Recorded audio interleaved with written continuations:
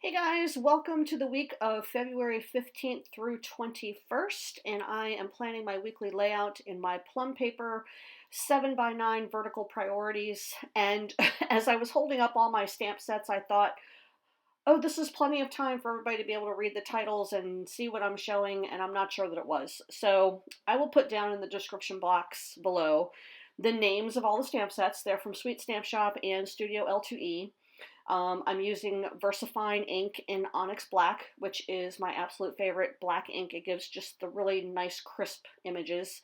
And I'm using three Versacolor inks, and I don't remember the colors, but I think you just saw them when I held them up.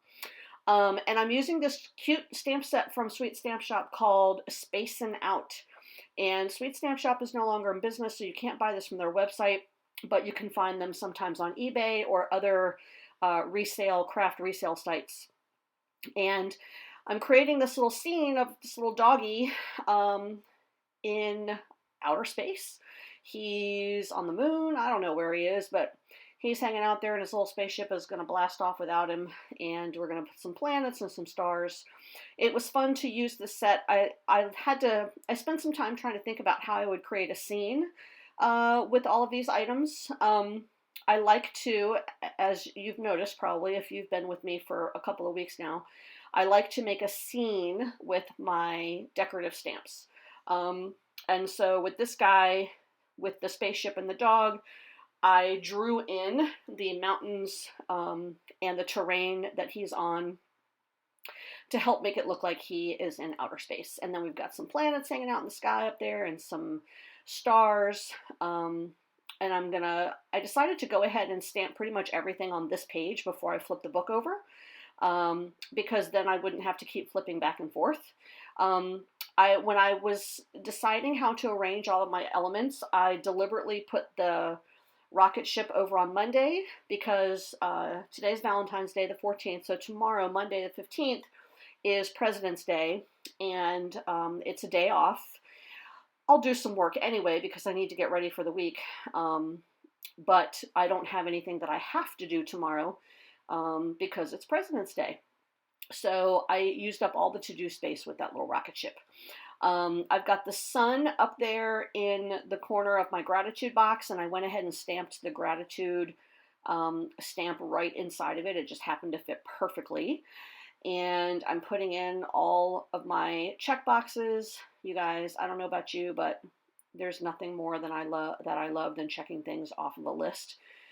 I've been known sometimes to do something and then go back and add it to my list just so I can check it off. I love checking boxes. We've got the Earth there. We've got more stars. And I've got my hockey pucks. I realized after I finished this layout that the Wednesday hockey pucks should have been on Tuesday, but c'est la vie. I'm stamping in a dinner stamp, and I'm going to put in my chore stamps right here, which is going to be for, let's see, trash and recycling and laundry. Those go on every Sunday. Those are like the basic things that have to get done that day. And then I'll have the planning stamp up top, which is on Saturday. And sometimes I plan on Saturday, sometimes I plan on Sunday. I don't worry too much about the weekend stuff. As long as it gets done, that's fine. Erasing my pencil line, and then it's time to color. So this one was fun to color. There's a lot of brown. You'll see a lot of brown on the bottom because of the terrain of the moon or whatever. But I had fun coloring the planets, and with the sun being over on the right hand side, I tried to color everything so that everything pointing toward the sun would be the lighter side of the object, the planner or the planets or the rocket ship or the dog or whatever, and then the darker side would be away from the sun. So I tried to make it a little bit sort of true to how it would be if the sun was an actual light source. And I decided to color in those stars because I didn't really like how they looked being hollow. And I think they give more punch being filled in like that. So you can see how I'm shading that planet there with the lighter parts to the right and then darker parts to the left because the sun is over on the right side, hopefully shading that planet. Prismacolors are my go-to color pencil of choice when I am coloring. They're by far, they're not the most expensive colored pencils, but they're also not the least expensive colored pencils. And they have a lot of really good pigment, and they're soft, which makes them very easy to blend. So coloring my spaceship here, and it's really easy to blend several different shades together with Prismacolors, so they are my favorites. I decided to keep the spaceship simple, stick with blue and silver, because then the fire coming out of the bottom of the rocket is going to be nice and bright, and I wanted that to kind of stand out.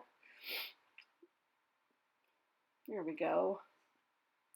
And let's see, what did I decide to go for next? I think the rocks in the terrain, maybe, I can't remember. Yeah, it looks like it. So I only have a couple shades of brown, and I tried to kind of use the rule where if you look in the distance, things look lighter, and the closer they get to you, the darker they are. So I was trying to put my darker mountains in the front, but I'm not really sure that it came across the way that I wanted it to, but that's okay. I think it still kind of looks cool. And I ended up shading in most of the ground there, again, to make it look like our little space doggy is actually standing on the planet. Gave him some shadows. I used a little bit of blue on his helmet to sort of indicate glass, and just sort of used gray to kind of shade him a little bit. And then when I did the sun, I decided to sort of make a corona. So I'm sort of shading in all around the edges, and then I put some yellow around the outside of the sun to kind of make it look like, you know, that the light was really coming off of it. I don't know how well that works, but, you know, there it is. And now we're going to do the right side of the page with the browns for the mountains. And again, so I tried to make the tops of the mountains lighter because that's where the sun is, right up above. Excuse me. And I guess that big rock is like, I don't know, an asteroid or something that landed on the moon. Who knows? But I thought it was cool, so I put them over there. And then this one planet kind of looks like the Earth, so I went ahead and shaded the oceans, and then some land masses green, and then I left the top of the bottom white to be sort of like the poles. And even with all that brown on the bottom, I think once you get the colors in there, it really kind of brightened it up. Here's the final result with our little doggy and his spaceship taking off without him. Here's the other side with our Earth and our space rock, and then the planets up top. I really like how this one came out. It'll be fun to use this week. I hope you guys enjoyed watching this stamp fest, and I hope you have a fantastic week. Leave me any questions down below. Bye, everybody.